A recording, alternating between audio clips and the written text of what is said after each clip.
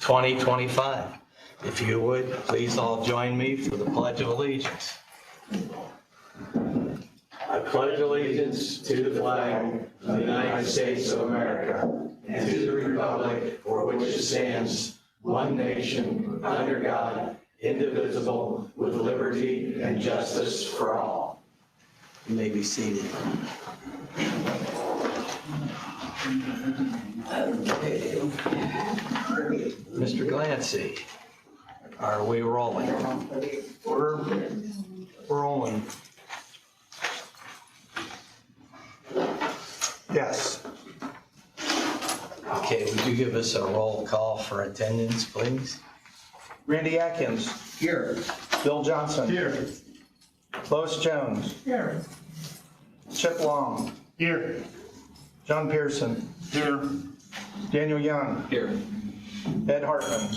Here. Okay.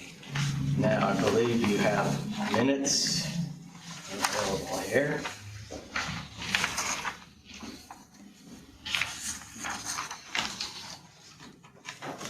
I do have questions about the minutes. Okay. On 4-2, the cell tower. I thought Randy voted to deny that. Did you? What did you vote? I thought that. Voted yes to deny. So I voted no. You were the only Yeah, one. okay. Well, I want to make sure that that's what it was.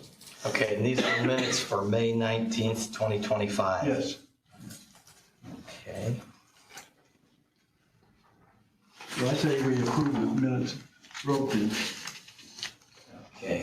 Do we have a second? I'll second. Okay. We have a motion by Mr. Johnson and a second by Mr. Long. Thank you for that. I thought Lois seconded it. Well, I was closer to Chip and I could hear him. Okay. Okay, so would you give us a roll call vote, please? Randy Atkins. Yes. Bill Johnson. Yes. Lois Jones. Yes. Bruce Long. Yes. John Pearson. Yes. Daniel Young. Yes. Ed Hartman. Or you and me. Yes, motion passed. Okay. Thank you. Okay.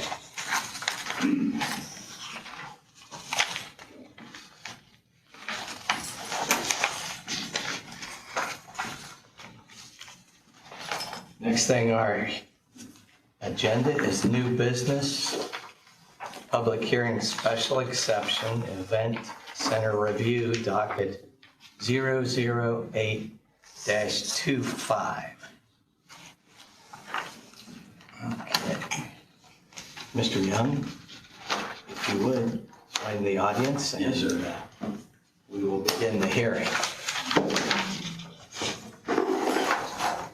Okay.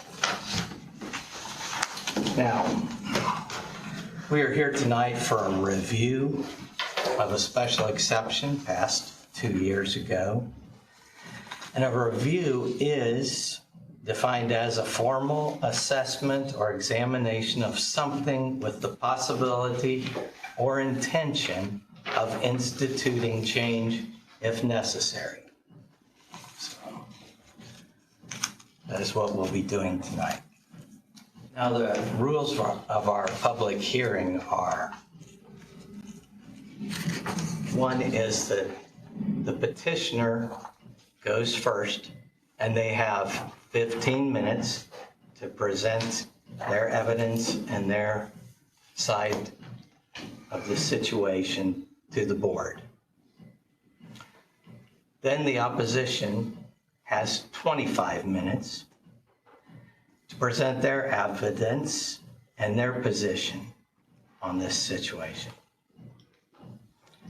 After that, the petitioner has 10 minutes for rebuttal of that information presented by the opposition.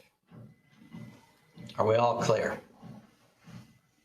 The first one was 20 minutes? The first one was 15. 15, all right, sorry. Second one is 25, and the last one is 10. 25 equal minutes for either side. They're not required to use it all, but it's available to them. The board has the ability to limit repetitive or frivolous information. Okay? Are there any questions? Okay, we'll begin. Would you introduce the petition, Mr. Glancy? The petition is. Well, yes, the public hearing. Do you want Todd's comments first? I think we'll take his comments at the end. Okay. So what we have is a review of the event center. When prepared on exactly what to say about it. Again, this docket. He's giving them that. Oh, okay, you have comments for us on this petition, correct?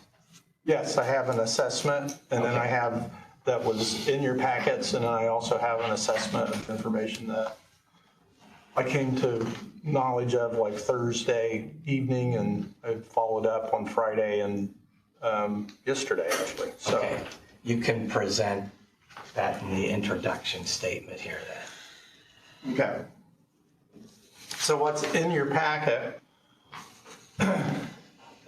for this event center, as there were issues with the sewer system, but this problem has been solved and resolved per the included health department report. And that was a very extensive report on all the different things that have happened over the last 2 years, but it's been resolved by and the health department has signed off on it. I put that document on top.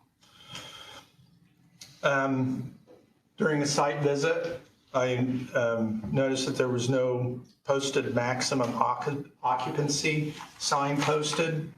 I spoke with Todd Dalton, and he told me during the site visit on May 30th that the official number was 372 and they self-limit at 350. A maximum occupancy sign is required, and there is a photo of where they have placed a sticker on the door of 350.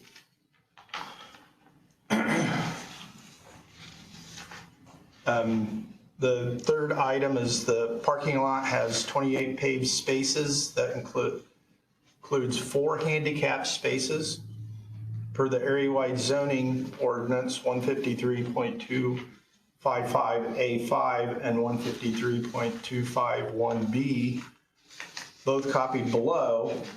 There should be 93 hard surface parking spaces. That's with the occupancy of 372 people with 4 people per space, so that's 93 hard surface spaces. If the occupancy is at 350, we need to do a little math, and it's going to be less than that, but there's more hard surface parking that doesn't require within the ordinance that it be paved or concrete, just a hard surface that doesn't allow dust. I don't know if it's worthwhile. Do you want me to read the specific part of the ordinance that I have highlighted in yellow? Okay, Or not? yeah, that was just a short paragraph on it. Yes. Okay. So all off-street parking areas and access to and from the areas shall be hard surfaced to adequately provide a durable and dust-free surface.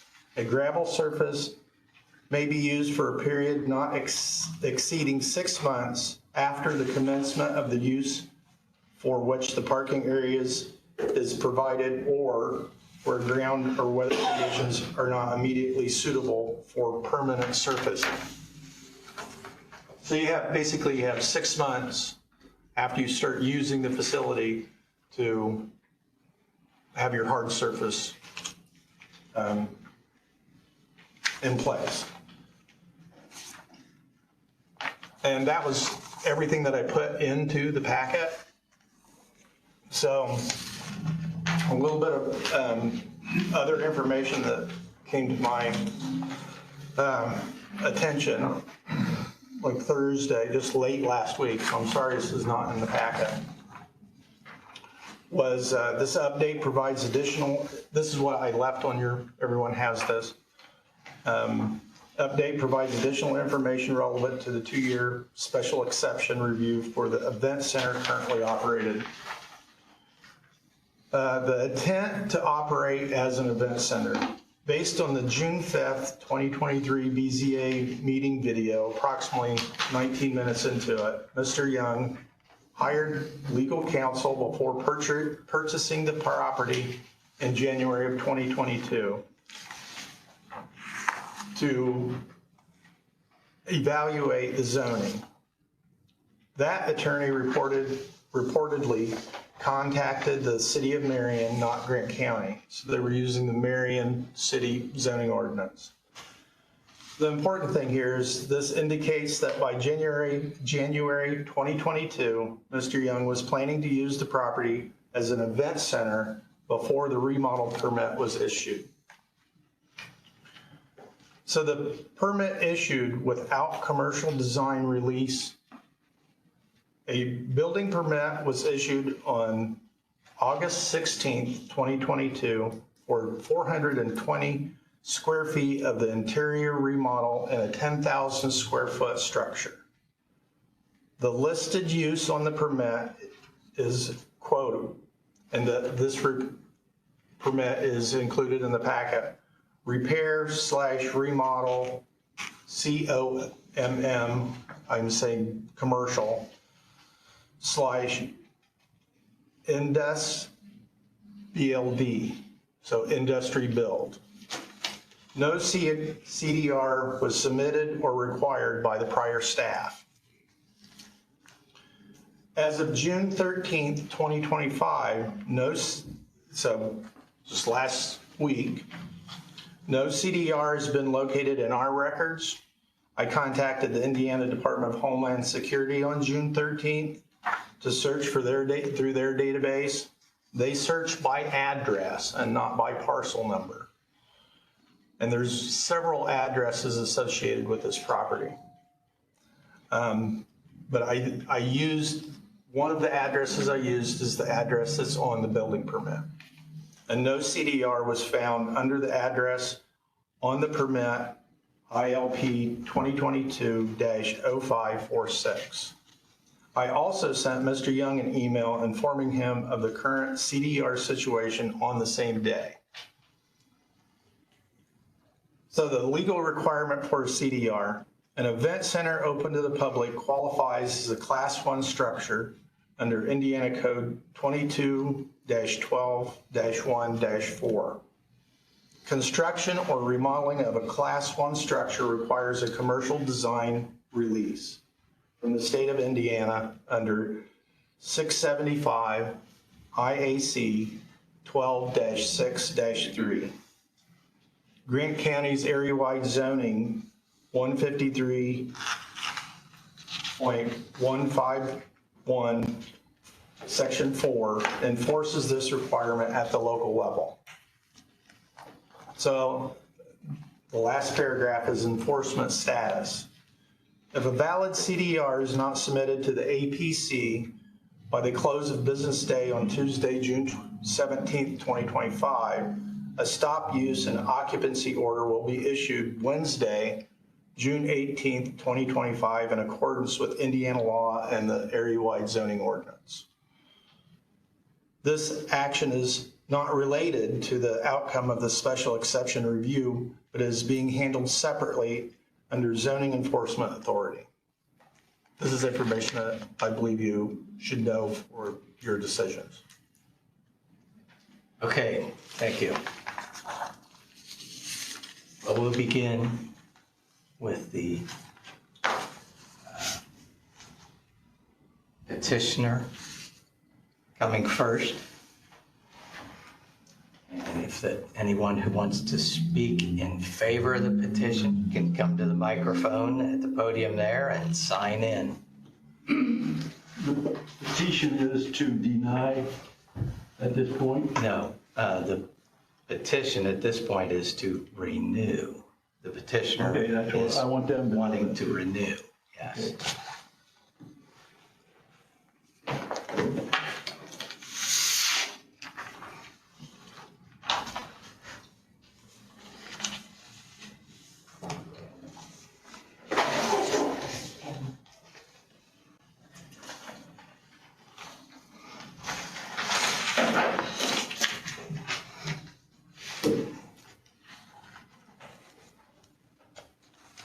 Hi, Daniel Young with the Covenant Place. Few things, obviously, Todd speaking. When I came in just now, I got to read a couple of things that have been added that we weren't aware of was a concern. So a lot of new news since Friday to today, and honestly didn't have any opportunity to prepare for that. What we were prepared to talk about was everything that we talked about during our last session 2 years ago. There was concerns that were brought up. We've worked in good faith to resolve things as they've come up. Anything that's been brought to our attention, we've been intentional to address and resolve. Have spent a lot of, obviously, time and energy and money and resources in an attempt to be in compliance and make sure that we're following all the rules and regulations. We've sought counsel, things that were optional, that were requests, we've done in good faith. One of the things that I think about is the announcement that Shane Middlesworth just made about the Grant County Redevelopment Commission and the tax dollars that are going to be dumped into Grant County to redevelop county areas, not the city. And we're doing that without tax dollars. We're doing that out of our life savings as a service to our community and an attempt to employ people and pay taxes and be a contribution to our community, which we talked about last time. There's a lot of things that were just brought up. The sewer system, the Covenant Place doesn't own the sewer system. We pay a fee to contribute to that sewer system.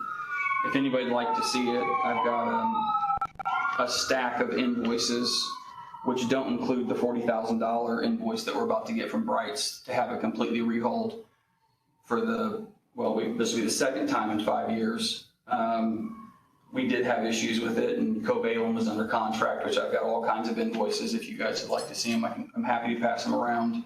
It was a brand new system as of 2021, I believe. And we've been under contract with Covalent and Bright since then. But again, we're paying a fee. It would be like AEP failing and it being an attack on us. We're paying a fee for a utility. We don't own the station.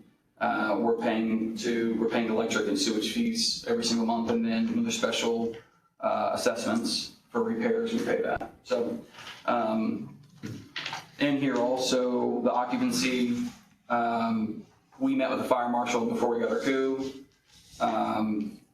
We did everything that he asked us to do, and that's why we were issued a coup. Todd visited our building and brought that up. We got it resolved within a week or so, had it made and resolved. The parking lot, again, news to us as of like Friday. We talked about the parking lot during the original meetings. Mr. Atkins actually brought it up and asked us about the parking lot, specifically asked us about gravel and asked us what our plans were with that. And we'd said if profits would allow, we'd love to pave more. We paved the north end during the original. When we had our permit, Mr. Malott gave us a specific amount of spaces that we had to have. We asked if stone was acceptable. He said, yes, it has to be dustless. So we had dustless stone delivered. and made the amount of spots that was required. He came out, verified, counted, and we pay 2 people to park during every event. We pay 2 people. That's also not required, but we want to make sure that we're doing the best that we can to serve our customers in our community. That was new news. We were unaware of that until Todd had emailed me about it on, I think, Thursday or Friday, and asked me about it. And again, we were issued a coup, and so we thought that we were compliant. I don't know if it being dustless if that is compliant or not. I can't tell from reading this if it is or isn't. It just says dust-free surface. So I'm not sure. I mean, when we ordered, they asked us, do you want dust added to help compact, or do you want no dust? And we said no dust, because that's what Ryan told us that we needed. In regard to the CDR, we asked Ryan about it when we had to correct the permit. We asked Ryan about it. I had to go through this with Kingdom Roofing. We had to do a CDR. I asked him about it. His comment was he reached out to the fire marshal at the time, and we were told that we didn't even need a remodel permit at the time. I know that was a battle that went back and forth. We followed with what the APC said, and followed in compliance, and was issued a coup. If we were out of compliance knowingly, I don't believe that a coup would have been issued to us. And so we're, again, in good faith, we're trying to be compliant. We don't know every law in the books. We don't know all the zoning ordinance. I mean, we're looking to the professionals that do that every day for a living. We don't do zoning and code for a living all day, every day for all things. I know roofing really well, siding and gutters really well, but other things we're ignorant in. And so we're going to Area Planning Commission and asking, what do we need? We know that at the beginning, the general contractor pulled the wrong permit. Once that got corrected, we did meet Ryan, and I reached out to verify, and he said that he had communicated with the fire marshal. Let me double check. I've got a message here. Let me double check.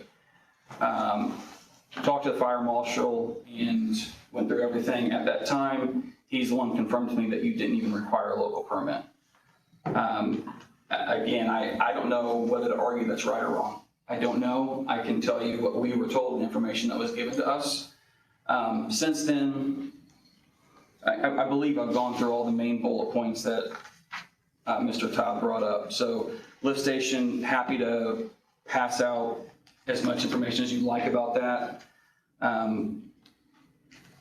There's a lot here, you know, and I've got a lot of records of that. As part of a benefit to the community, I went back and looked, and our property value and taxes have gone up 300% since we started. I know there was a question about noise. I have a review here on our website, or I'm sorry, Facebook, if you'd like to see it. We had one customer that was too loud, and we kicked them out. They were really upset with me. Had 2 people complain on our website and Facebook. We're doing what we said we would do. If people were too loud and they don't follow our rules, they get kicked out. And they were really upset, and they paid a lot of money to rent the building, but we want to honor everybody around us. I have a copy of the coup that was, the special exception that was issued. We've got a list of some things that I feel like is relevant for what has been accomplished in the last couple of years, other than what I just mentioned. In the last 2 years since we met, we've held 41 events, some of them really important events. The ribbon cutting for the mayor was there. We've hosted Leading Men Who Cook. We've donated the space on all of those events to help the community. We have 35 more weddings already booked, including a groom that's in the audience that is scheduled to be married here shortly. So those are 35 families that are depending on us, because there's not another venue like ours in Grant County. It's the only one that we're aware of, and we believe is really helping the community. When I read what the Grant County Redevelopment Commission said, it's This is a transformational opportunity for our county, said Shane Middlesworth. Grant County Commissioner, the Redevelopment Commission will provide us with the tools to invest in our county, attract new businesses, ensure that Grant County continues to be a place where families and businesses can thrive. And he goes on through a lot of bullet points of what those businesses are doing, what the tax dollars are going to do. We're doing that already. We have 8 people on staff that get paid regularly. We just hired an intern that's a paid intern. We use local vendors like ASI, Marion, TNF Disinfecting, Blossom Valley Farms, LLC, Bushings, Peat Moss and Mulch. You know, at the end of the day, what I would say is our goal has been to comply. Our goal has been to act in good faith. Our goal has been to respond to requests and try to make things right that might be wrong, or make things black and white that are in the gray. We've taken everything that you guys have asked seriously. The neighbors, we've been serious about requests. I remember Mrs. Sutton had said she didn't like the light shining, and so we paid to have an electrician come and shield those lights down. And we're doing what we can to try to be a benefit to the community and to our customers and the people that we serve every day.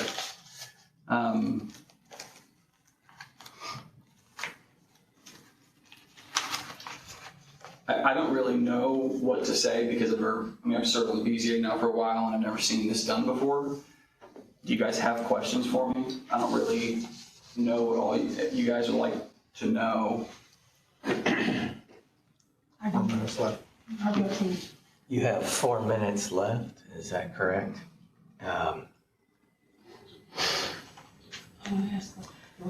Yeah, it's, we don't want to take your time right now at this time, but we may have questions at the end. So, Do you have anything? Did I miss anything? Okay.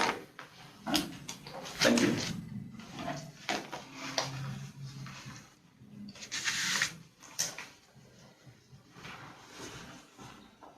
okay, at this time, we have 25 minutes for the opposition. If you would, come to the podium, give us your name, sign in.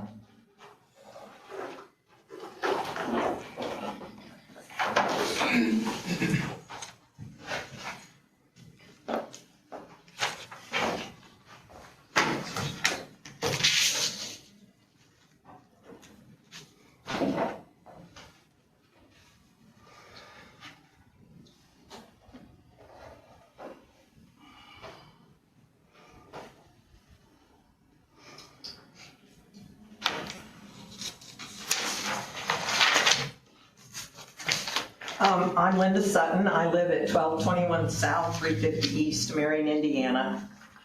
I want to start out with a reminder of what Mr. Young did not do to get his special exception for the zoning and opening of his event center. He did not get the proper permit to renovate the whole building, only 420 square feet for storage. He didn't use the correct owner's name of the property on that permit even. He proceeded to build an unapproved fence with no permit, and then place an oversized business sign by the road, also without a permit. That this building was being a wedding venue only became apparent to the neighborhood after the sign was placed. Problem was that this area is a residential, not a business zone. At this point in the process, Mr. Young is blaming others for not getting the proper permit and not paying attention to the RS designation. Bottom line is the building was purchased with the intent of being an event center, and that was back in '21.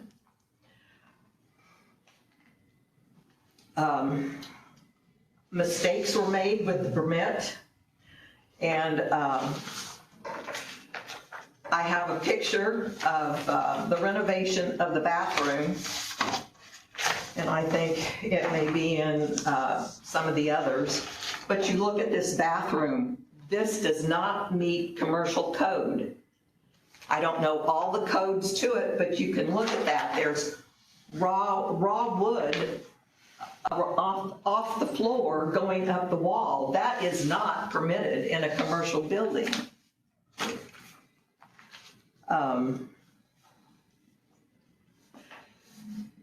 Anyway, you've seen the picture. You know they don't meet commercial code, but the permit was signed off.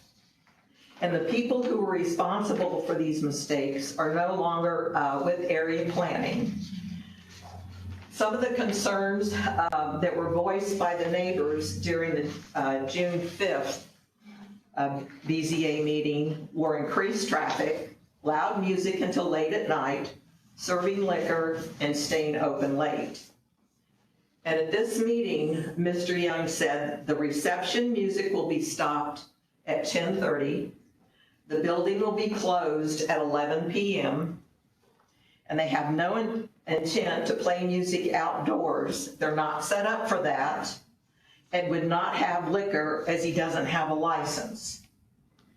On June 12th, 2023, at the next BZA meeting, Mr. Young said there will be a one-day beer and liquor wine licensed with a licensed bartender. After this special exception was granted, the event center opened and there was an outside PA system. We could hear the music and part of the ceremony. They are now playing music while the cars are parking and arriving. They also advertise that they are now open until midnight, and you can be at the event center for 17 hours on that day. It's on your Facebook page. The young boys who work for Mr. Young during the event sit out front by the drive, and they throw rocks into Mrs. Moore's yard, which she said creates a problem for her when she's mowing. Now, the really big issue, and as said, you know, this goes in good faith, I want to be a good neighbor, and it really bothers me, is the long-term dumping of raw sewage from their malfunctioning private lift station. And that's for the removal of sewage from the Covenant Place, Crosswind subdivision, and the old school at 350. During June of 23, I went to the county health department to ask about the event center septic system. I had been told by a member of Bethel Church that the group of homes back there were having sewage problems. I was very specific with the health department that I had concerns about the ability of their septic system to be able to handle the waste of 300 extra people. The lady looked at information and she told me they were on city sewer, no septic. Again, I asked about it being capable of handling the extra sewage. She said it was a private lift station that connects to the city sewer and there would be no problems. And this was when they were trying to get the first exemption. I was disappointed that I wouldn't be able to present it here at the board because she said it was city sewer. At the ACB meeting on the 5th, residents of Crosswind subdivision attended the meeting to show their support, and some spoke in favor of the center.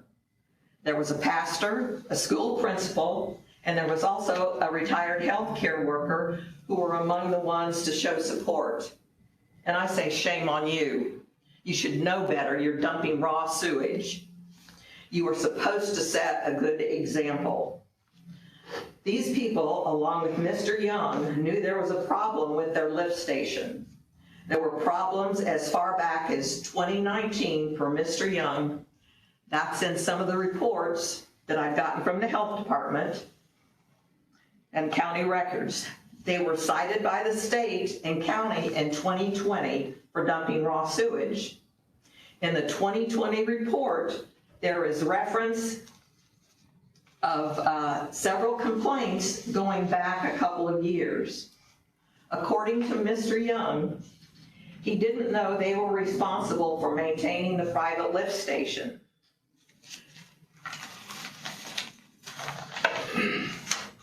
Here's their covenant for their subdivision. You can get this printed off upstairs. And the owner signed this in November of 18. Section 8, which is maintenance obligation. Then you go to 8.2, and it explains the responsibilities to maintain their private system. The association shall at all times and at its expense maintain in good condition the private sanitary sewer systems and all improvements related to the same until the sanitary system is no longer privately owned. They own it, they know it. The abatement order from the Grant County Health Department on October the 11th, which you've got a copy of. It was October the 11th of 24, along with the paperwork from the Environmental Department and the IDM, showed the blatant disregard of this group of people and business owners to the regulations of the state and county. These regulations are in place for our protection. For a while, I didn't even walk down the road in the direction of the old school because it smelled so bad, especially when the wind blew.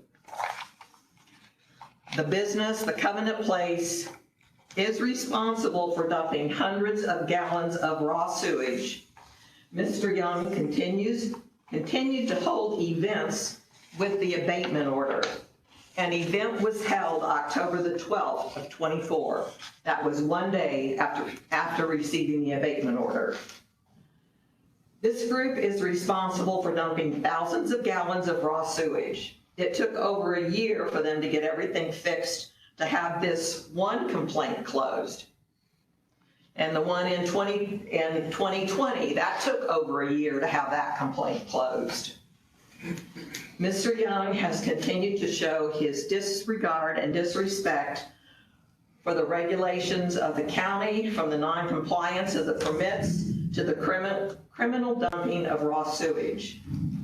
I would like for this area to remain RS and not have to worry about what Mr. Young and his business partners are going to do next to disturb this rural area. And I have the paperwork printed out from the last closure. It was too late to get it in the whole packet, and it's quite extensive. This is the one from 2024. The one from 2020, I was told, is even larger.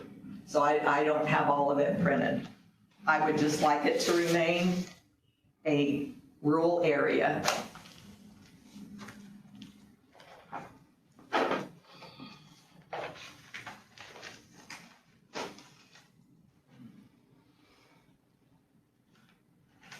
There's 16 minutes remaining. Does anyone else from the opposition wish to speak?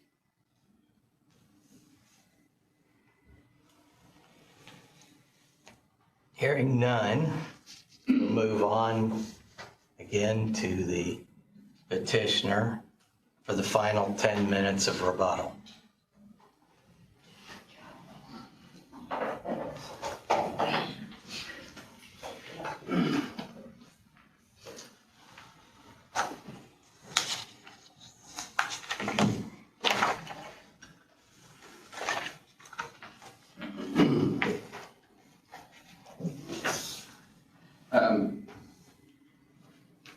Most of the stuff that Mrs. Sutton brought up, we've discussed in length, probably 3 hours.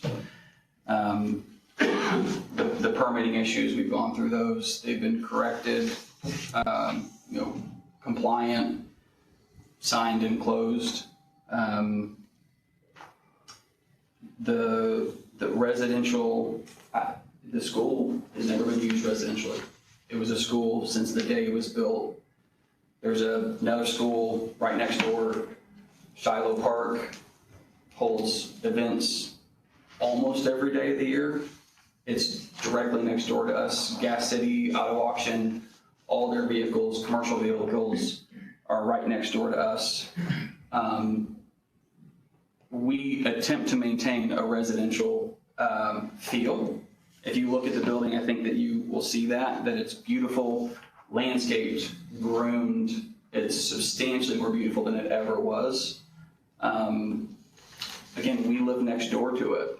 And so we're as invested as anybody is. The bathroom commercial code, I don't know what she's saying exactly or not. The wood is sealed. There's sealed wood in a lot of bathrooms. Ms. Sutton has talked about traffic. There was plenty of traffic when it was a school. It's a residential area. We have many homes back there with many people living there, so there's traffic. There's always going to be traffic because it's where we live. Loud music. We had loud music one time that I'm aware of. We removed them. To this day, we still don't serve liquor. There was a lot of discussion about music and noise, and at the end, we all agreed that there was local ordinance with decibels and timing, and from what I know, we've complied with all those. We've never had any sort of formal complaint from anyone in government that I know of that says that we violated that. Throwing rocks, I'm not aware if it is an issue. I'm happy to deal with it. I've never seen it. My staff, I've got 2 staff members over here, they said that they've never seen it. I don't know. The raw sewage, we have never pumped raw sewage anywhere ever. We have, one of the options when there's a failure is what's called pump and haul, which we've done many, many times. They come in with a back truck, they pump everything out, and then they haul it away. And that's happened many times, including the date of October the 12th that she's referring to. There's been failures, lift stations fail. They're like cars or anything else. I go there and I have photos I can show you. I go there every weekend, do a visual inspection, and I send it to Marion Utilities. Myself personally, I inspect it every single weekend. Not knowing about managing a private lift station, that's a very true statement. When we bought the land, I bought the land directly to the west. When I bought that land, we knew that there was a lift station. I was not aware that we were maintaining it. It's very much a municipality grade station. I've had to become very educated on in the meantime. Covalent and Brights has helped us quite a bit. That station has been completely overhauled. If you see the photos, it's basically brand new. And I can go through the list if you guys would like, but it's about $40,000 for this round. We're looking at adding tanks. That would be a second layer, but it's not required or needed. They just say that it'll extend the life and reduce service.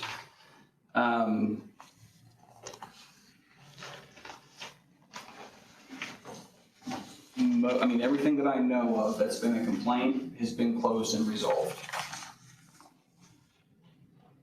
We're doing what we can to comply.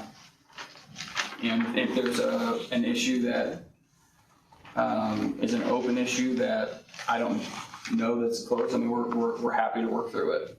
I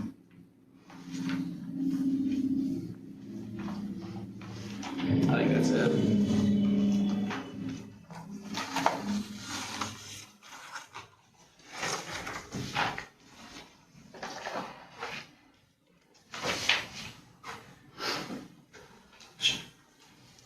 I'll be quick. Todd Dalton, co-owner with Dan of the Covenant Place. In, please. Sorry. Sign in. Oh, I'm sorry.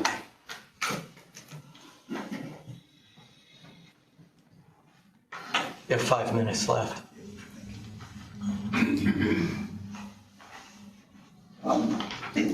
I just wanted to address the outdoor music. A is we've never gone past the set ordinance of the county, but if there is music outside, it is for, and it's the ceremony. 9 out of 10, it's instrumental. It's very lightly played. And after the ceremony, all music is played indoors. We've never had a DJ that is, you know, set up outside, you know, lights going, all of that kind of stuff. I've been on that property for 16 years. We acquired it from, well, actually we leased from New Horizons. New Horizons donated the property to Crosswinds, which was Lifeline out of Fort Wayne. We leased from them. You know, I watched the county council meeting. I know some of the concerns. The lift station is commercial grade. We were told by Travis Bright that it was capable of running Cafe Valley. So it's a very capable lift station, which we were not prepared as residential owners. I'm a pastor. I make $20,000 a year. I wasn't prepared for a $100,000 lift station repairs, but we've had to scramble and do what we had to do to get it fixed, and we addressed it every single time.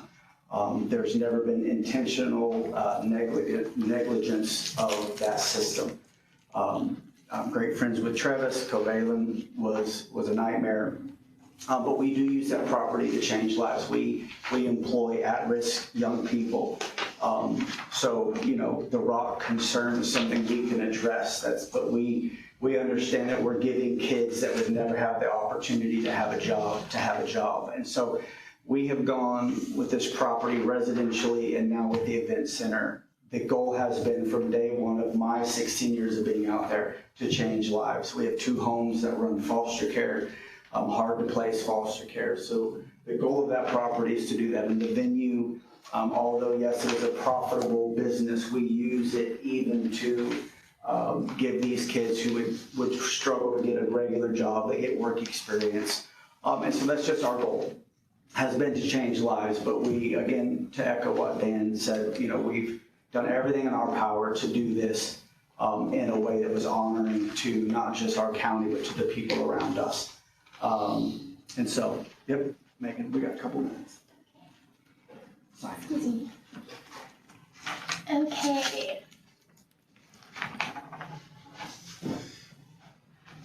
Ladies and gentlemen, I have been a resident of 350 South for approximately 9 years, since 2016.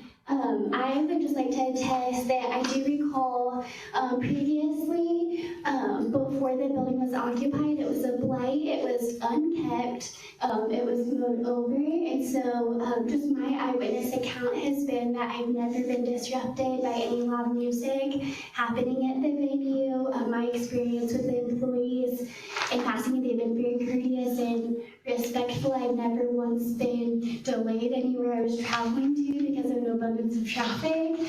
I've always been able to appropriately use 350 South as need be. And I just wanted to say that I appreciate the work and the investment that they've made on our community. When coming into the meeting tonight, I saw that there was a benchmark out in front of City Hall, I believe, just saying how far we've come in working towards removing blights and vacant, unoccupied buildings. And so I would just like to applaud Mr. Dalton and Mr. Young and their personal investment in making that happen. And I just really appreciate their contributions and improving the landscape of that area. I've chosen to utilize those services as a bride and would like to be married. They're coming up on June 21st, this coming Saturday, and so I'm well acquainted with the strict policies that the customers of the covenant place. Yes, sir. Time is up. Okay.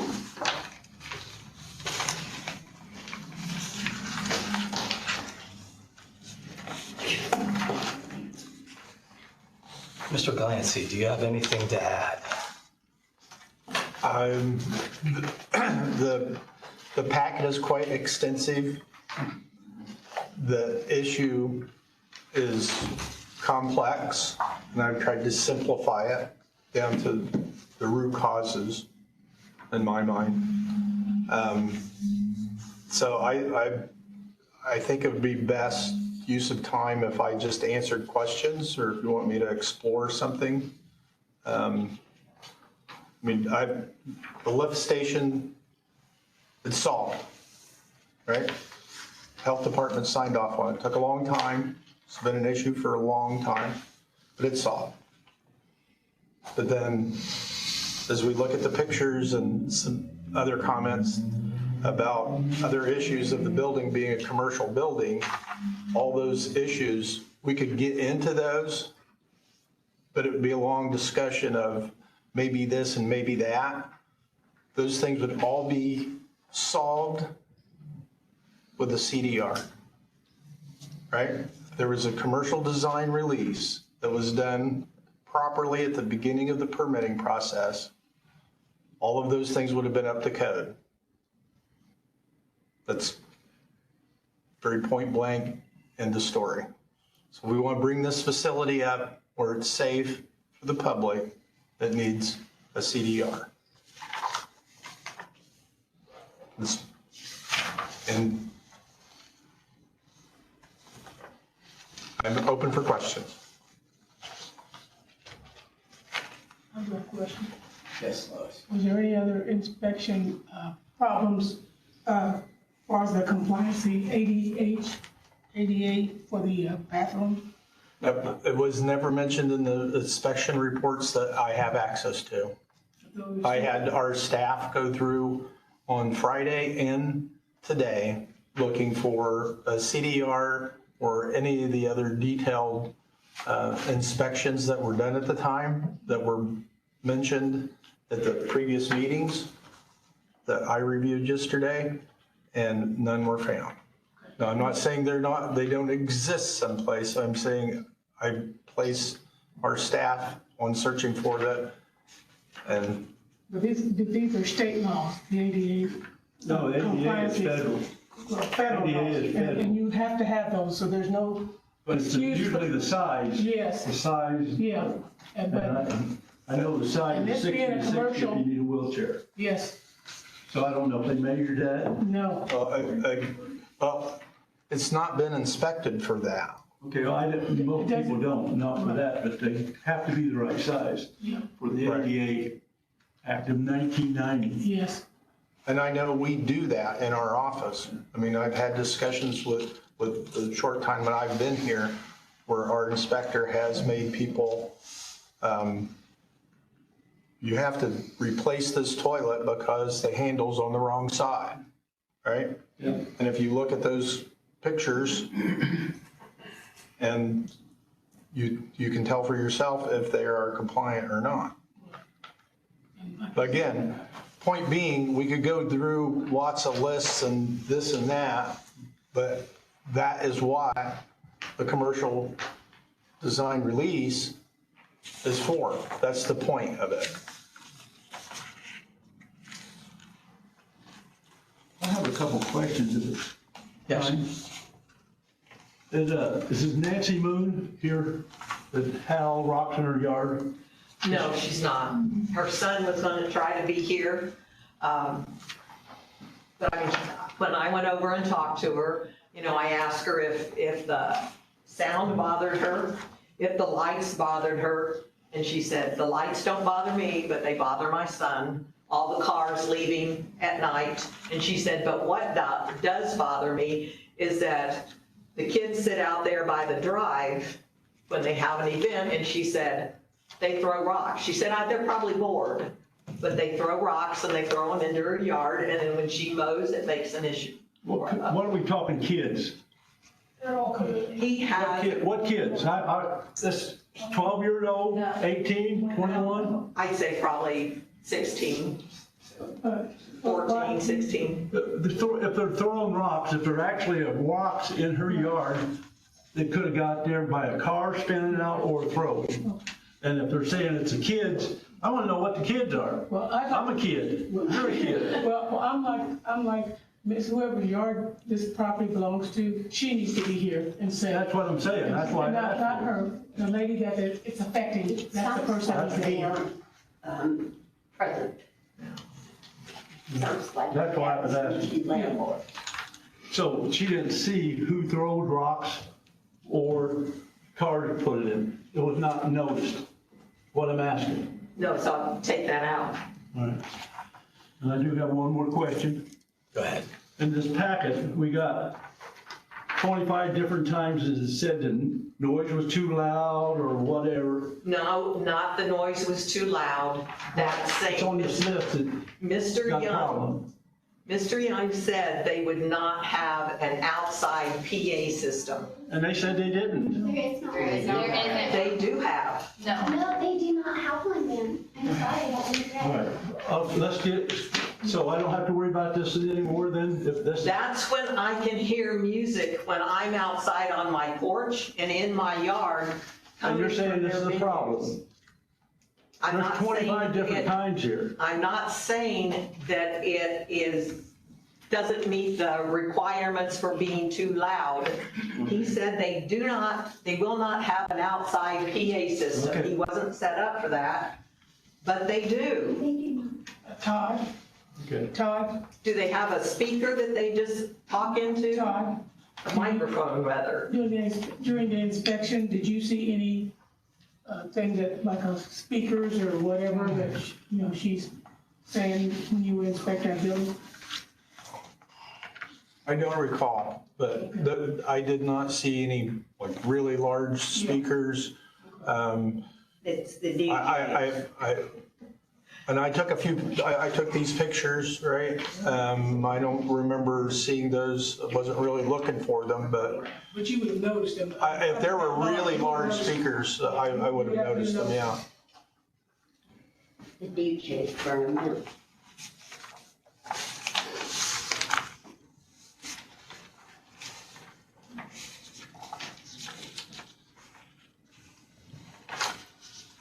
Okay, if you would, look in the Health Department packet, and you will see a report by Indiana Department of Environmental Management. These houses are pumping raw sewage onto the ground, thousands of gallons. This has been reported, but they continue to do so. Okay. And then if you go to the page after that, you will see a hose. And you will see on another picture a hose coming out of the lift station. And a hose where it looks like it's emitting dark colored liquid into the woods.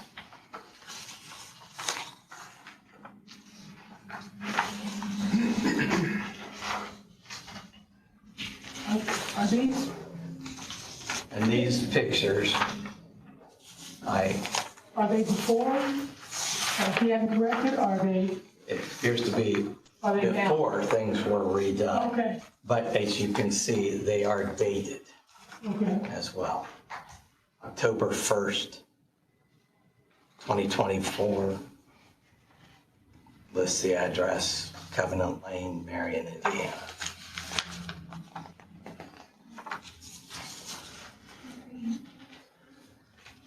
Also in the report, you'll find an inspection report that says lift station overflowing. Todd Dalton at lift station working on it. Okay, that was in August 24. So I don't think there's much doubt that there were problems with this and that there was going to the creek. This is serious. Yes. This is not responsible behavior in any way to allow that sewage to go to the creek. That creek runs by a trailer park. Kids living in the area. If one of them had got sick with E. coli, you guys would be looking at a lot of trouble.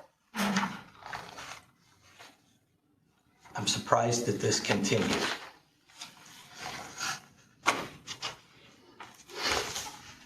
And took a long time to get fixed.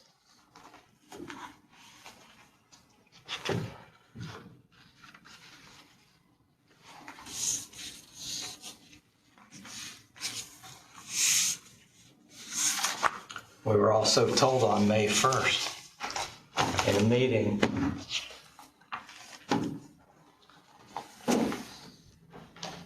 by the director that the commercial design release was being left up to Mr. Young to get or to prove that it wasn't needed.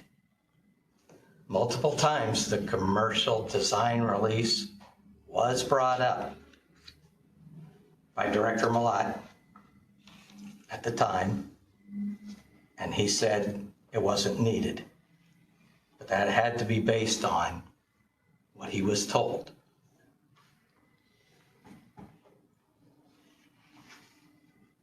But it is apparent that the commercial design release was needed.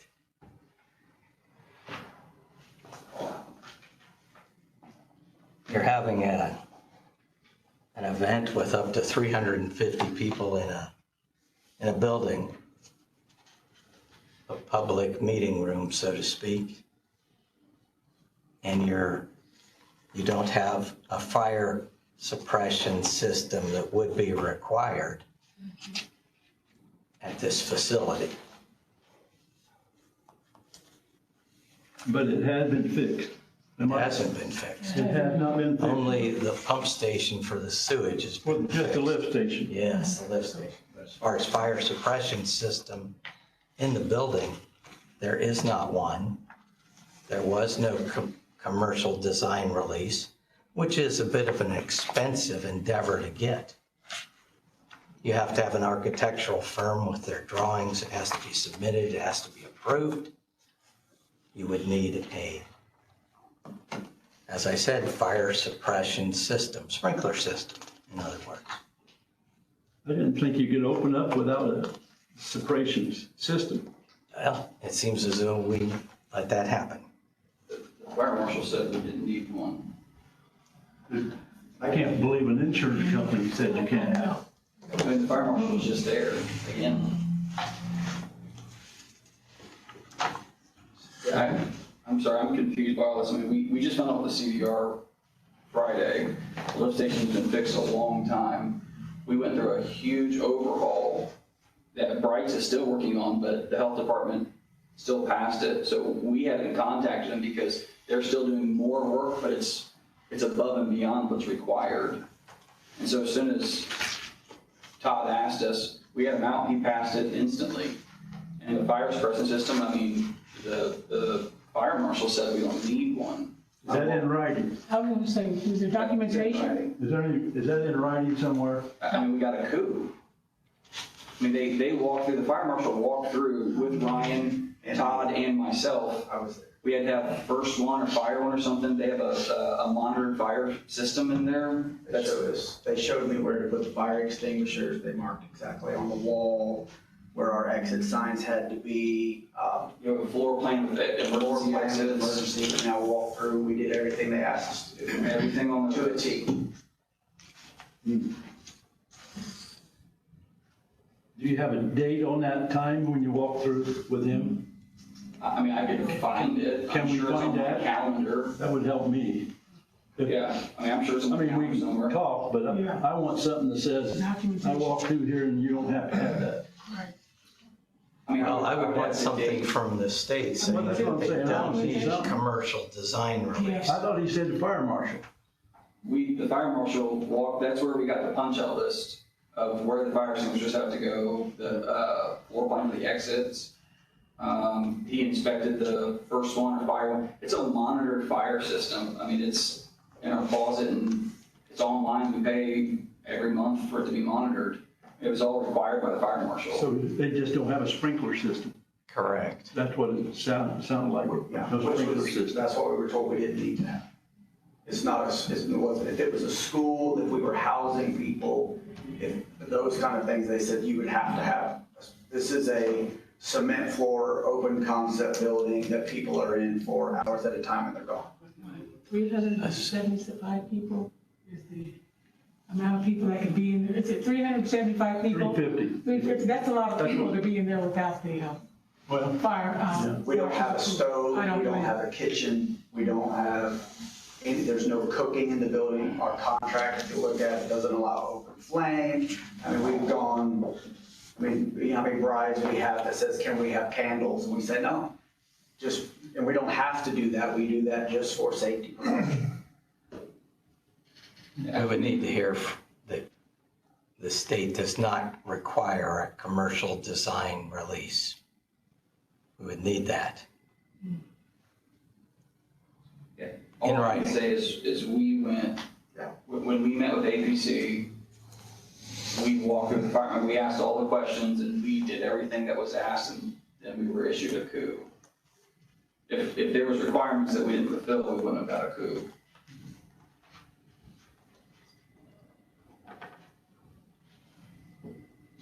So what is the reason why they can't get the CDR? They never asked for it. It was never asked for because they were getting, the permit is for storage at 420 square feet. The permit is not for an event center. Right. For the remodeling of 10,000 square foot building. That's what the permit. That's why turned into. you don't need a CDR you don't need the commercial design release form if you're going to remodel a storage building and 420 square feet. But that was 2 years ago, right? Yeah, that was corrected a long time ago. That was 2 years ago. It was corrected before we got a coup. So that was the original permit. The GC pulled the wrong permit. That was corrected. We paid the additional fees. We were in compliance. The permit was closed and we were issued a coup. The additional fees were paid in March of the following year. The current permit. Permit had never been updated. That's correct. I requested it from Director Malat, and he provided it. It was still for a 420 square foot storage room in a 10,000 square foot building. And so that's what you have on record. When you want to look at what we have in record that is written down, that's what we have on record. And I really want to try to find the correct documents to keep Mr. Young in business. I want them to appear. That would be best for, Yeah, we would need those documents to match. that's why I contacted the state. Yeah, so the state, And I have calls out again today, because I have another address or two I'd like them to check on. But I think from this conversation we've had today, that Mr. Young's saying that he never needed a commercial design release form. So I do not believe the one exists, but I'll continue to check. Well, I would say one doesn't exist because he's Because of the- said he because of didn't the need square- it, so obviously he didn't. Proving get a it. negative sometimes is more difficult than here we have something. I just want to be sure. So Dan, did you specifically ask the APC office if you needed a commercial design release?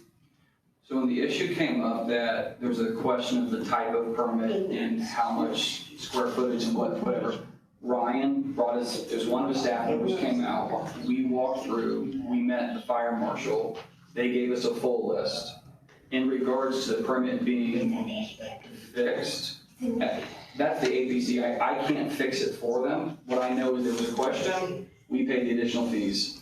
I know that we met the fire marshal, Ryan, one of his staff members. We walked the building, we got a punch out list, we completed everything, did another walkthrough with everybody. They issued the coup, closed out the permit, said we were compliant. A conversation later happened with Ed saying that he believed that the fee was incorrect for the type of work that was done. And I said, I don't want to be in the gray, I want to be in the black and white in good faith, we'll pay the additional fee.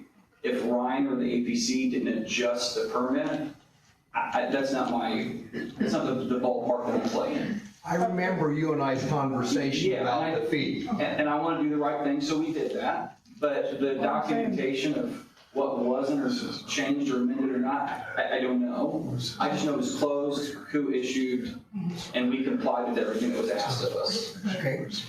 Does your Facebook page say that the events can go on till 12?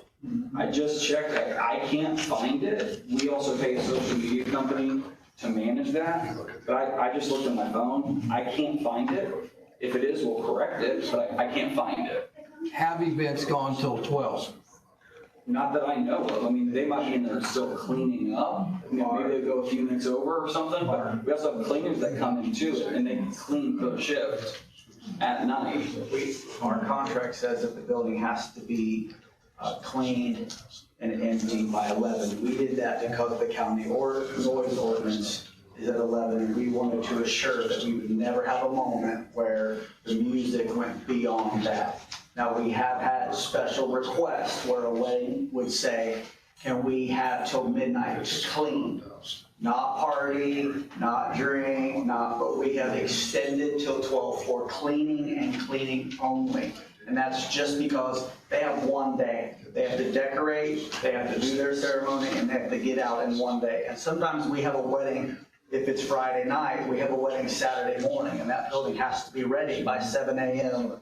Saturday morning. So we have allowed people to stay and clean till midnight, but there's never been the music, any music, any services, catering, the beer, wine, all of that is done on or before 11 p.m. Yeah, we do have a professional cleaning. And we do have a cleaning company that comes in and they turn the building. The deck talking now, isn't it? No, I mean, at the event center, it's on the, So, Mrs. Sutton, I believe, stated that during the event. since the existence of the lift station, it's failed 3 times. Yeah. Oh, for sure, yeah. And we've had it fixed every time. Okay. I appreciate you having it fixed, but my concern is failing 3 times in how many years?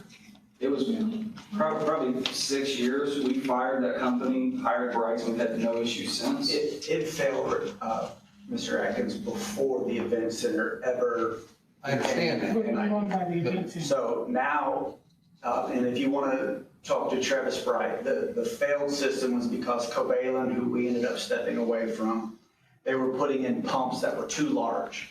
And Travis, he came in, he's like, Todd, why are they using such large pumps? This pump is for Cafe Valley. So what was happening is it was kicking on too often for that size of a pump, and it would burn itself out. And we spent thousands of dollars on new pumps. Travis has come in now.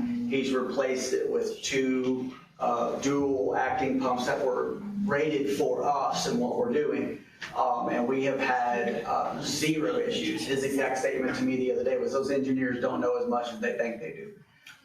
So are you denying that you've ever pumped sewage down So the that, creek? I can tell you what that picture was. There was a man they didn't get a picture of down in the hole working. And when they're in there working, there is still water infiltrating into that station. And so there was a hose connected to a trash pump so that he doesn't get filled to his waist. It was Covalent down in there working, and he was fixing what needed fixed. You need to come up to the, We want to come up. podium. Okay, some people can't hear. Yeah. There's too many people talking at one time.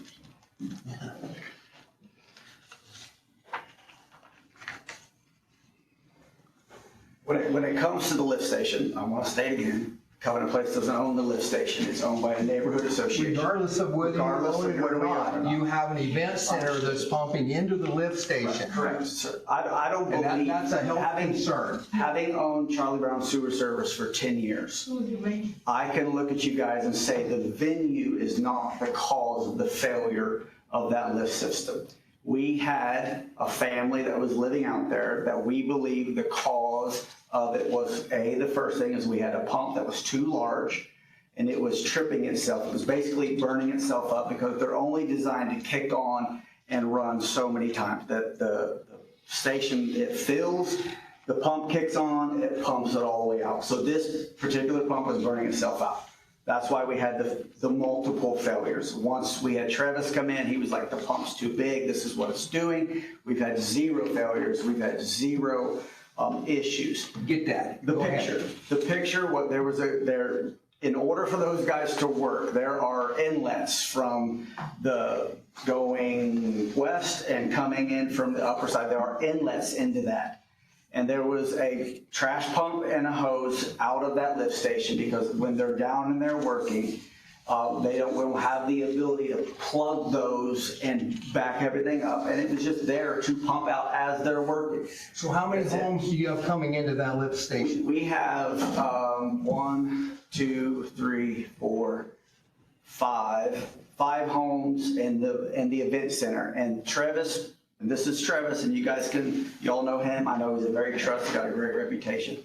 That lift station, if you get the blueprints that New Horizons had, when they put that station in, it is for a development. They had blueprints to develop beyond the old school building. There's 20 acres. They had prints to develop a campground that's beyond Mrs. Case's house. So they put that station in, which is part of the issue for us was we were like, why do we have a commercial, we're residential and we're paying for a lift station that should be at General Motors. It should be at Cafe Valley, but they had the plans to really develop. So it's more than enough. Okay, so my concern is, Yes. does each house have a storage unit, or does it go directly from one septic line to the lift station? All of the homes pour into a main line that runs along the road, and it comes to the lift station. The lift station, I don't know if you guys are familiar with lift station. So I think you just answered that. Okay. What's your protocol for those homes to handle their waste when the lift station is broken? Because I'm guessing that there's a time lapse between the failure of the lift station Yes. and the repair of the lift station. So the one advantage that we do have out there is that we're all relatively close to each other, and we send out a message and we will say, listen, don't do laundry, and we have maybe some people that could attest to it. We will send out a message and say, look, station's down. We have to limit our usage. Please don't do any laundry. If you know the sewer industry, the laundry runs more water through the system. And then we do the pump and haul, which is what they ask. You have receipts for the pump and haul that goes back to 2019. I've got receipts in here. We have receipts. I mean, I've got some, I don't have every single one of them, but I've got a bunch of receipts in here, including the pump and haul. The location of the lift station has been a question for me. I mean, I don't know who knew. I'm surprised, Ms. Lois, that we're on city sewer.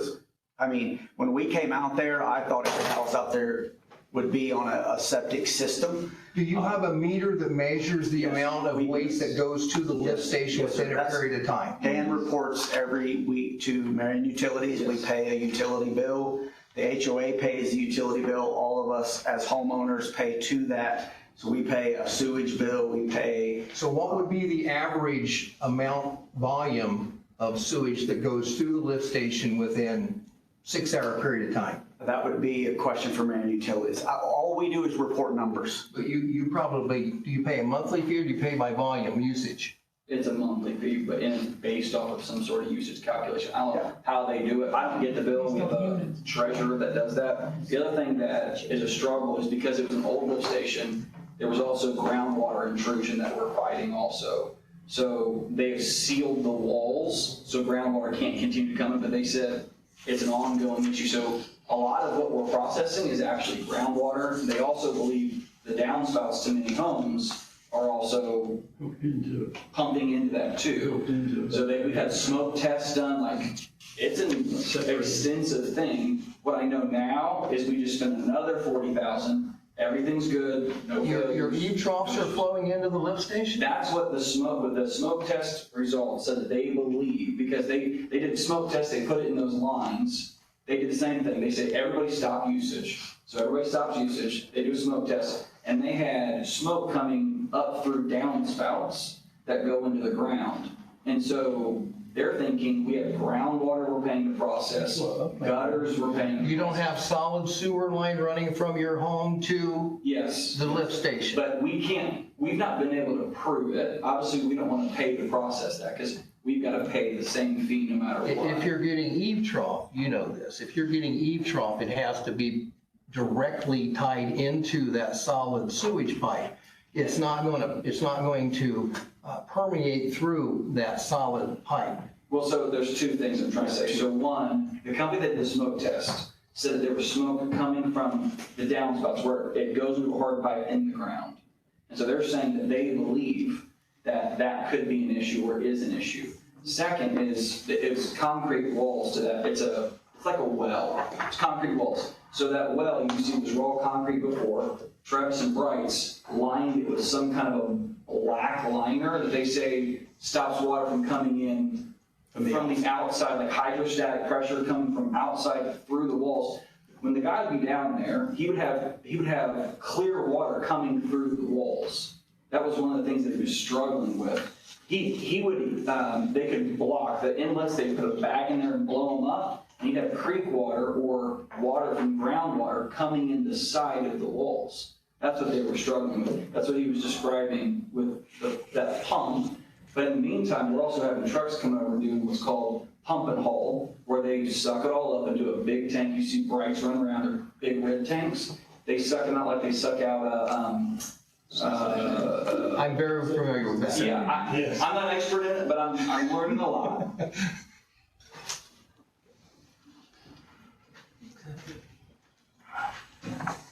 Was IDEM notified of the smoke testing? No, If not, they should have been. Yeah. I have the test. And Yeah. there was a Clear Water Act passed in 1975 to eliminate that kind of things. Okay. So I believe if it was, the smoke testing was done by who? I'd have to pull it up. I've got records of it saved. That should have been a report to IDEM. Yeah, they're telling me they can't prove it, but they believe it's a possibility. And when I talked to the health Wait a department, minute, you just said smoke was coming up through the downspouts. So was there pictures taken of that? I believe so. I've got the report saved. It's been 5 or 6 years since it was done, so I don't want to misquote something, but I just thought about it when he was talking. So I've got the report though. It was, I don't know, $1,500 or something. We paid for it because the first system that was just put in had failed, and we're saying, why has this failed? It's brand new. We don't understand. It's two brand new, and Covalent was recommended by American Utilities, very reputable company. They do work for the government, and so we've trusted them, and we're following everything that they're saying. And then all of a sudden, Brights comes in, it's half the cost, and all of a sudden, it's miraculously. I thought we were being taken advantage of.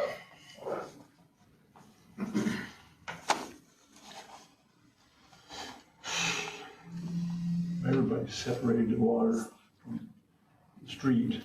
Yeah. So that's already been done, so it doesn't sound like that's been done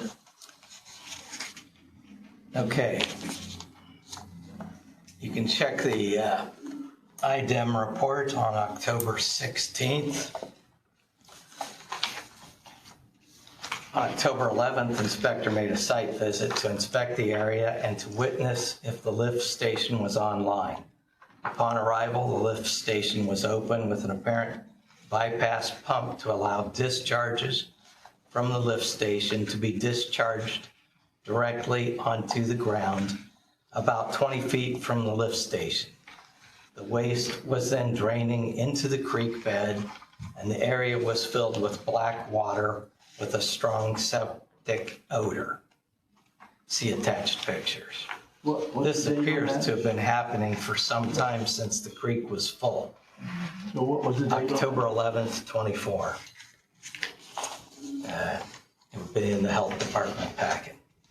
At that point, the pump was unplugged by IDEM official and the HOA representative was contacted.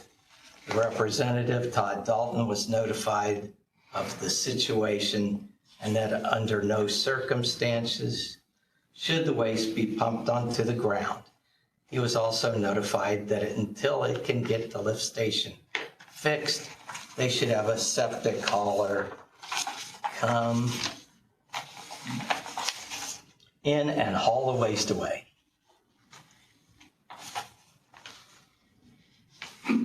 Okay, within the hour, the Grant County Health Representative contacted inspector again to let him know that they'd made another visit and the pump was operating again.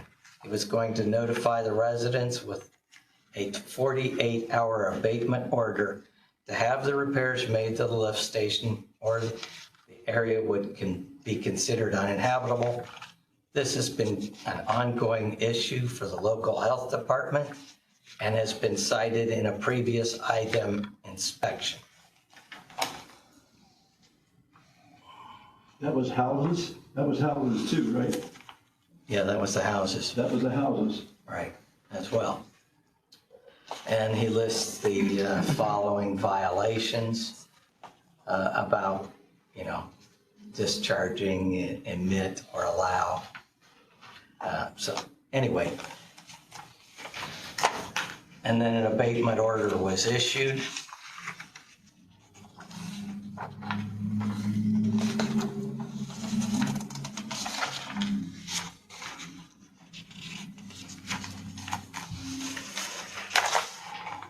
Then an email from Mr. Young. I have a message from my mother that you threatened to remove 50 people from their homes. I expect you to put this in writing. A verbal demand is unacceptable. I want the law that gives you authority to make this verbal demand. I expect this within 24 hours. But at the time, he was delivering the abatement order. Additionally, I want to remind you, we live on private property. This is posted multiple places. You have called and asked permission from me, which I have granted 2 times only. Who did you request permission from? Provide the date, time, and from whom you received permission to come on our property. I also expect this within 24 hours. Moving forward, no one from agency is allowed to enter our property without previous written consent. I don't believe that's enforceable. I believe if there is a situation like this, which is considered an emergency situation, the health department can enter your property unannounced and inspect. So for context, I was in Europe. My mother called me and she's crying saying, they're gonna kick us out of the home, I don't understand. When I contacted them, the reason was we had people going through our woods, shooting, like doing weird stuff, continuing to violate our privacy. Every time before, he said, hey, can you come meet us? No problem, absolutely. But we had people going in buildings, in and out of buildings, I mean, weird stuff happening, and we're saying, just contact us, we'll come meet you. I called and talked to Mr. Littfield and said, what do I need to do here? He walked me through it, we worked through it with the health department, and there's been no issue since then. My request to him was, A, you have my cell phone number. Please just call me if there's an emergency. I was completely unaware I was in Europe, celebrating my anniversary with my wife. So I have no idea what was going on, other than my mother called me saying they're threatening to kick me out of my home. You're not here, I don't know what to do. And so obviously at that point, I'm upset because my mom is upset and she's scared. And so I'm saying to him, please contact me before you come. I called him, talked to him, walked through why I sent the email the way I sent it. I've got a mother that's scared. And so I responded saying, please contact us and schedule this. We'll come meet you. Dan, there's a email, looks like it appears from Matt and Ruin on October 7th. It says, from the records Dan Young sent me last week, I'm guessing the pump station, it was working as of 9/29. It pumped 6,452 gallons before stopping. Now, how would you have gotten that number? It's got a meter, and at the time we had an issue because it's supposed to have a check valve. When Covalent was working on it, it couldn't recirculating. So it would pump, go upstream, come back down. Pump, go up, because he didn't put a check valve in. And so that's one of the conversations that I believe that the email you're looking at. But we have a meter that's posted on a pole. So you do have a meter to know Yeah, how there's a many meter. gallons it pumps within a 6-hour period of time? You could Yeah, figure that. It has, I mean, it's all over the place, depending on usage. Absolutely. Yeah, it's all over the place, but we have a meter, 100%. Well, I'm gonna be honest with you, where I'm going with this is, All I want is honesty. 100%. Okay, that's all I'm after here, just honesty, because it's hard to make a decision when, Sure. you know, if honesty's not on the table. And for me to believe that it wasn't ending up in a creek, then I have to be comfortable that nothing was going in it during the period of time of failure to repair. Because if it was already flowing, it had to go somewhere. Yeah. And, you know, you're not gonna get a truck out there to pump it to keep it from overflowing. You know, so, you know, to make the statement that it never overflowed in the creek, I can't buy that, guys. No, we've never made the statement it never overflowed in the creek. We never pumped. So the accusation was that we were pumping into the creek. We never pumped into the creek. The location of that lift station, when it fails, it naturally by gravity goes toward the creek. Absolutely. We I can't, understand but that's not an intentional act on our part. It is when we drive by or we inspect it and it's overflowing, the lights flashing, it's an immediate phone call to, you know, the people that are gonna fix it, because we don't have the capabilities of that. And then we, as the homeowners, are at the mercy of that professional company. I can't. Okay, so whose trash pump was there that the blue hose would have been connected? Covalent. Covalent. Covalent out of Indianapolis. And this is any lift station. It's not our lift, it's any lift station that fails, this is what happens. Yes. Oh, I understand. Yeah, so I mean, it's. Failure we is don't the have key a- here. Yeah, we don't have an illegal, I mean, the lift station is compliant, it's passed, I mean, we don't have a redneck, whatever, that's some goofy thing, like it's a professional lift station, we pay for professional services since we moved in. We've always had a contract with Covalent and now Brights.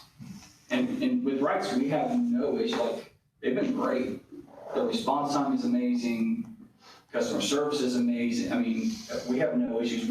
For the first time, I feel like really confident that this is a solution that's gonna last a long time.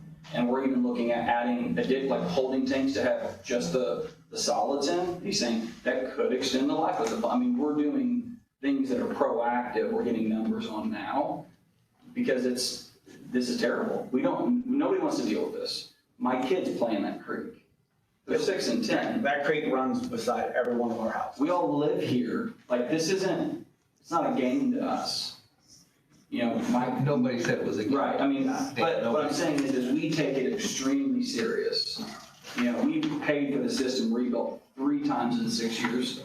It's crazy, it's 6 figures. I would venture to say, owning Charlie Brown for 10 years, that if we wanted to open up a can of worms, we could probably go to most of our neighbors and check their leach systems. They probably on the outlet side go to the same creek that our lift station goes to. The amount of mature trees around the homes signify that there's not been the finger system that's required. I would venture to say, we're not that type of person. I could request and go around and go, hey, I want every house in this neighborhood that's anywhere near this creek to have testing done on their leach systems, and I can do that.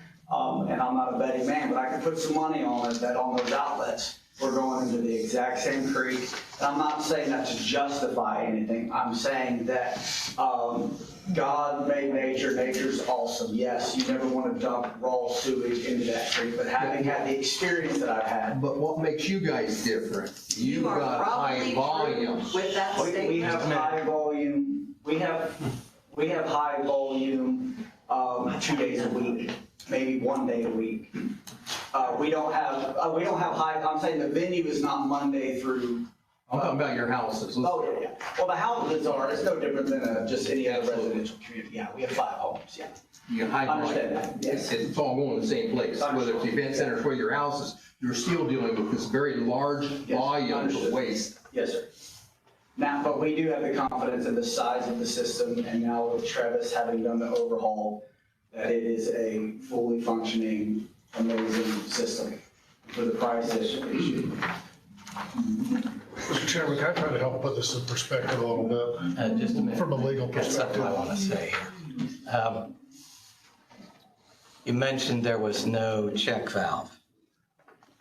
There's an invoice here from Kovalen, station full of sludge, pulled pump, found clogged check valve, took apart, check valve, cleaned, then reinstalled. It was rebuilt 3 times. I can just tell you what, when Brights came, I don't know if it's Brights or the new Covalent guy, I got an email to Matt Aaron that I'm saying the sewage, they came and replumbed a bunch of stuff trying to fix things.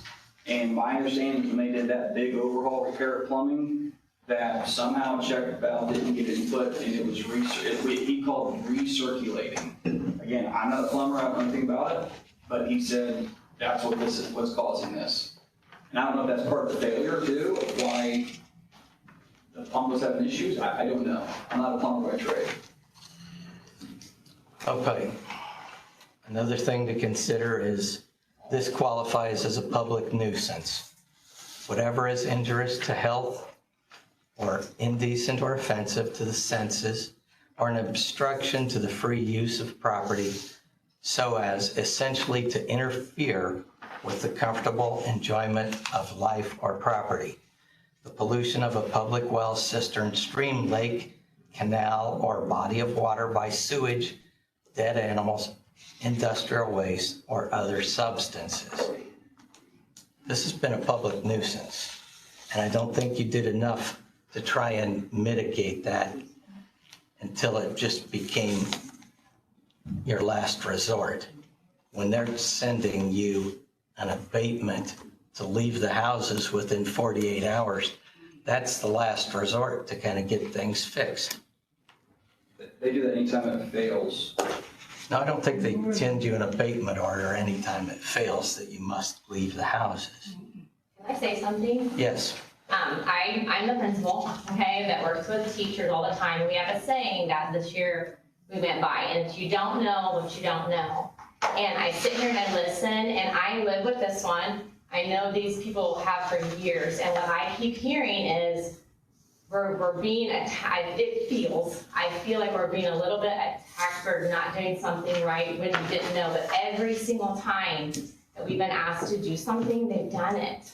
And so I know the integrity that's there, and I don't think there's anything that you would ask us to do had we had more time to know about this other, and maybe we did. But again, some of my new teachers, they're learning as they go, or if we teach them a new strategy, then they'll try it. But if they didn't know it before, they don't know to do it. I don't knock them down for that. It's a chance to learn, and I know, and I'm ignorant on this. And so maybe that's a terrible time to do it, is in the midst of opening a business. But I can tell you just from living with them, if it means a thing at all, that no one is intentionally trying to go or hurt anything. And I promise if you saw how many hours they spent on that thing, nobody waited till the last minute. I've said many a times they've tried all that they need to do. Covalent was there a million times. I live there, I see it, and for what it's worth, as a testimony, someone who's there, who lives with them, I'm listening as a professional to hearing anytime we were corrected on something, we did it, and we'll do it again. And so I guess that's my plea for brides that would like to get married, that have so many booked already, like, please don't ruin their plan. I mean, oh my goodness, we'll do whatever you ask us to do. That's all I'm hearing, is like, no one's doing something intentionally. And if they misspoke, when you get nervous, you say, okay, I meant this, or the word pumping, okay, nobody did it on purpose. No one, I can promise you, is doing anything to go against any violation. Yes, we are learning as we go, but we're willing to do that. And like I said, I've heard every single thing was a complaint we've addressed. The things that were an issue, they're fixed. Health code sign off. So just please hear the heart and the truth of what I see is they're doing what they know. As soon as you tell them, we'll do it. That's all.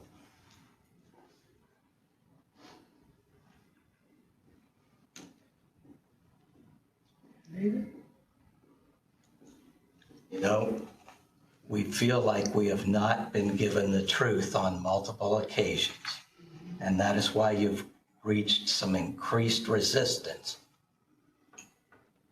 from us. And how can we continue to go along with these things?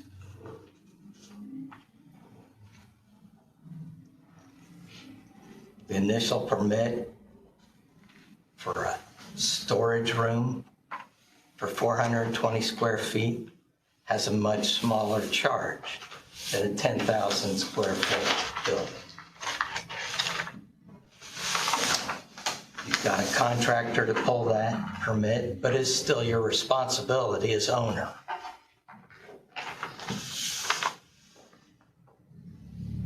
That permit was not changed properly and the additional fee paid. These kind of things just keep going. We've had 2 years of this. 2 years, you were given a chance to prove that you could do this responsibly and not be a nuisance or a burden to your neighbors. You have no one to blame but yourselves. We're not setting out to attack anyone. We feel we have not been given the truth on multiple occasions, and that there's been things done that should not have been done.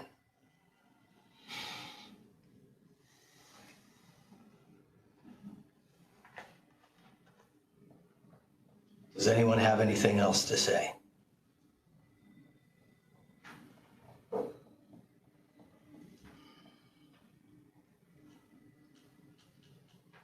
Mr. Glickfield, did you have anything you wanted to add? Well, when I look at these situations, I look at, if we're in court, what's going to happen. And there are several issues here which I'm going to call red herrings. You are here for the issue of reviewing the use, I don't know whether special exception, variance, whichever it was that was given. So you have to start with what the zoning was. I wish I had my zoning tables with me, I don't. What the zoning was, and did it fit under the special exception? I'm assuming it did, or you never would have heard it. Right, RS, So, the S. so you start with that concept. This board granted the variance with a motion for a review hearing. So your review should stick to the pertinent issues involving a variance. You've heard some issues which are enforcement issues, which are completely different. The issue of the commercial design, that is an enforcement issue. That is an issue which I've talked to Mr. Glancy about, and that's an issue that he can take care of through the enforcement process. I wasn't there then. I don't know what happened. I don't know what the conversations were. But I do know that when you go back and you actually look at the area-wide zoning ordinance, which is what I did, when you read that and you look at it, says it's under the area of issuing a building permit. It talks about any other, I'll get the exact language rather than paraphrase, because this is very important. I want to make sure everybody understands exactly what you're voting on. So it says this applicant, any person required to have a building permit shall submit a complete application to County Area Plan Commission. Paragraph A. Paragraph B. This application shall be submitted on a form prepared by the County Area Plan Commission and shall contain the following. Then we skip to 4, as Mr. Glantz has noted. If required by state law or any rule of the Fire Prevention and Building Safety Commission, a copy of the design release for the work to be done that has been issued by the State Building Commissioner and the State Fire Marshal pursuant to Indiana Code 2215-3. So we're talking about what's submitted when a building permit needs to be approved. The building permit eventually got approved. Whether that's right or wrong, certainly that is a debatable issue now in hindsight. It looks like, sounds like, based on what Mr. Glancy said on his research on the permit process, that an application was submitted, we went out, or we approved it based on 420 feet. But my concern is that we're supposed to do some follow-up. Why didn't that follow-up happen? Why wasn't this caught then? So, we're starting to get into legal issues, which really shouldn't be discussed in open meetings. But I just want to make sure, we're considering, or not we, you guys are considering things you need to be considering. So that is an enforcement issue. I'm not sure that's an issue that has to do with whether or not to part of your review, which is a very unusual creature in and of itself. The septic issue, my concern about the septic issue is this in the lift station, the sewage issue. It's not just this individual who is submitting the request that goes into this lift station. I guarantee if this were in court, the onus would be on us to prove that that the petitioner is the one who is actually violating it. You have 5 or 6 other properties that go into this. If you think about it logically, I don't know how many events they have a week. I've heard testimony there's one. So there might be high volume in that period of time, but not the rest of the time. Whose volume is actually generating the most? That's an issue that certainly would be discussed in court. And if in the argument that BZA would have on the review is certainly a valid argument that there's concern for public health and safety because of raw sewage going into a creek, that can absolutely be tied to the variance process. No doubt about that, because you're talking about issuing a special exception for a property use in a residential, and there's much higher flow, so that could contribute more sewage. But I don't know I guess you assume that, but do we actually know that? Do you actually know that that's happening? Because if you're in court, if that's one of the reasons for denying it, you got to prove it.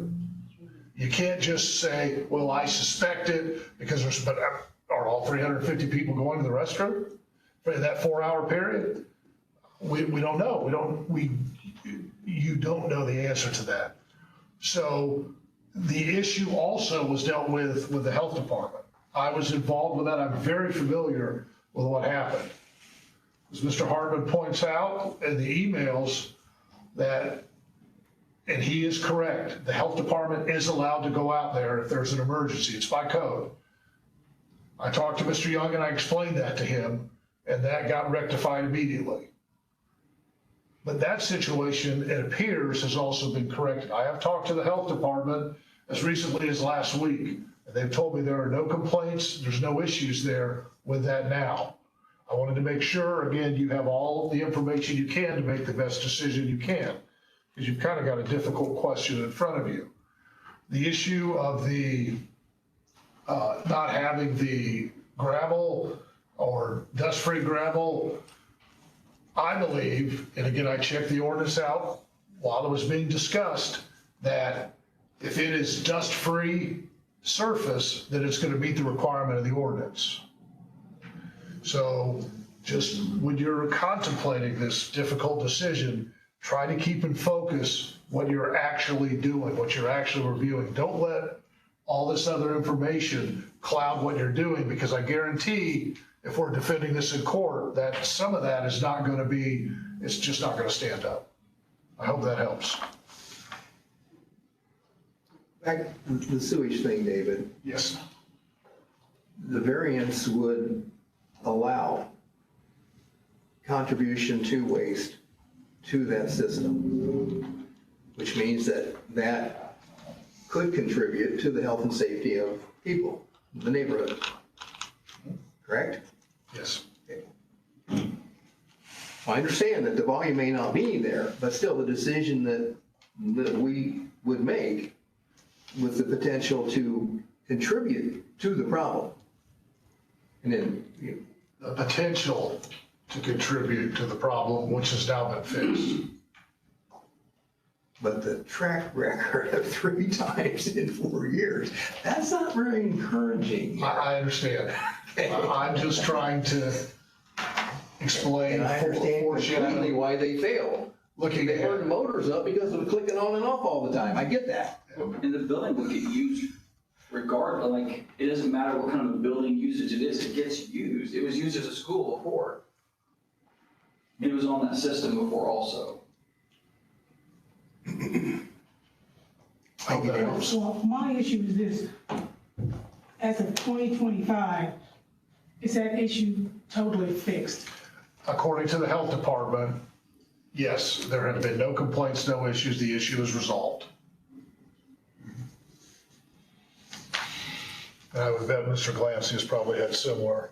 It's front page of, it's on the health department's report stating just that. It's one-page reports, the first page on the packet of health report.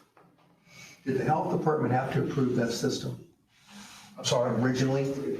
Did the health department have to approve the design of that system? the new system or the old one? The only thing we got different pumps in there. Yeah, I believe the health department did approve the new system, yes. The IDM, regardless of which way we vote, they're saying it's not right. They're gonna close that down. Yeah, in the past, IDM was involved. They were called out, they issued their report, and I believe that, if I remember correctly, was in October of last year. It's since been rectified. Do we have that information? I think Mr. Glancy just said it's in the packet of the health department packet. Or, I thought I had it on top page. It's in there. Yeah, I see it. It's in there.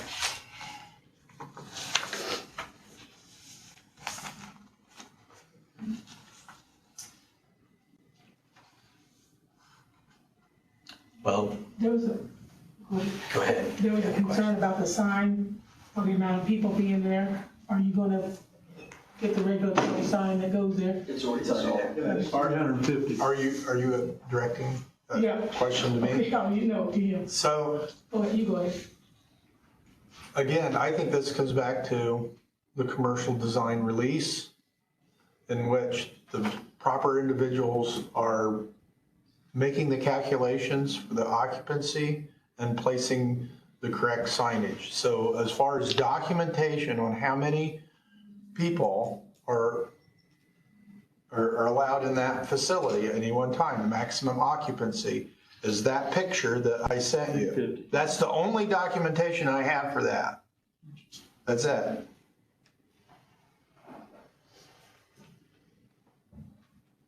So, I don't have anything from a fire marshal anywhere. I have that picture.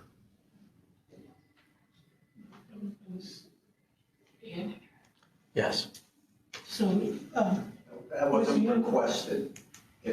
I met the Center Township, Jason Love, the chief, there personally to have him. It was Mr. Masterson that told me that we needed it. I reached out to Marion Fire, didn't know who to reach out to. Marion Fire told me to call Mr. Love of Center Township. I had him meet me out there to show me exactly where to put it. We didn't want to have any issues on where the sticker was. I actually have a picture of him on my phone standing there with me, just in case. But I was given no request for documentation. I'm sure we could get that. is it there now? I'm sorry, ma'am? Is it there now? Yes, ma'am. We have a sticker on both entrances on each side of the building. Exactly where Mr. Love told me to put them. If it's necessary, you know what you gotta do. Well, we've heard a lot of information. And at this time, are we ready to make a decision? I'm ready to set something in. I say, for the special exception of the renewal, I say we pass it. Yes, vote. That's a motion. That's a motion. Make a motion. We set it with a yes. Okay, we have a motion from Mr. Johnson. Do we have a second?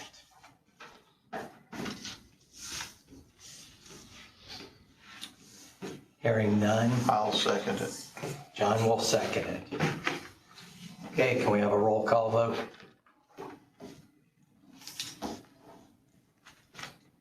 wasn't quite sure what to expect. I was thinking, Just go So- renew.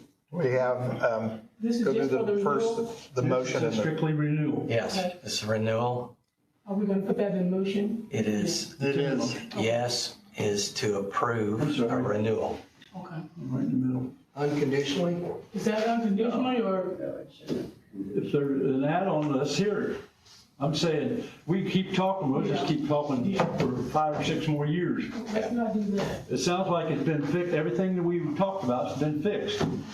And we did screw up. The screw up was this office. No, it was the person that took the. Well, it was who was application. running it, okay. Yeah. But it came from here on the screw up from 420 to 10,000. Yeah. We know that now, but that's been rectified.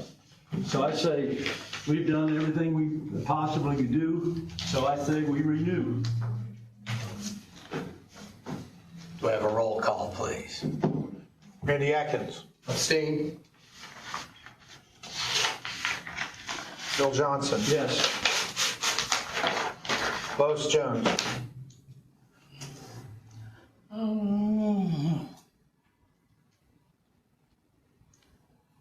Well, I'm gonna say yeah. So yeah, because they've come, What did she say? I'm gonna say yes. Okay. Yeah. Chip Long, Well, the first time around, I voted no. But if all the requirements have been met, Amen. then I would say yes. John Pearson, Yes. so we have 4 votes That's all we need. to move the motion forward. You got 4 yes votes is what 4 you're yes saying. votes and 1 abstain. Motion passed. Motion passes. Well, we moved on again. Okay. Meeting adjourned.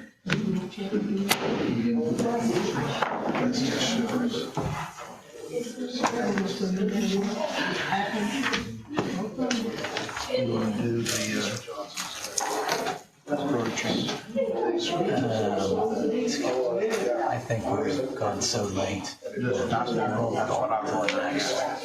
roll that over? Yeah, let's roll that over.